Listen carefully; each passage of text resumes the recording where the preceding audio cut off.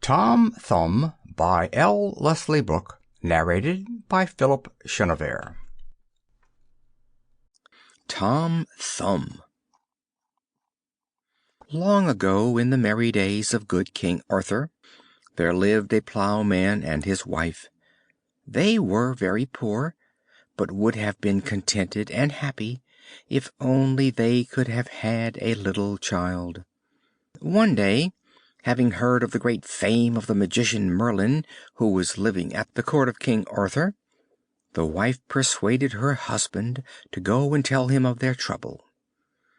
Having arrived at the court, the man besought Merlin with tears in his eyes to give them a child, saying that they would be quite content even though it should be no bigger than his thumb. Merlin determined to grant the request, and what was the countryman's astonishment to find when he reached home that his wife had a son who, wonderful to relate, was no bigger than his father's thumb.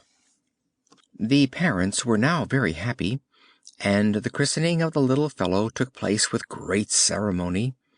The fairy queen, attended by all her company of elves, was present at the feast. She kissed the little child, and, giving it the name of Tom Thumb, told her fairies to fetch the tailors of her court, who dressed her little godson according to her orders. His hat was made of a beautiful oak leaf, his shirt of a fine spider's web, and his hose and doublet were of thistle down. His stockings were made with the rind of a delicate green apple, and the garters were two of the finest little hairs imaginable, plucked from his mother's eyebrows, while his shoes were... Sample complete. Ready to continue?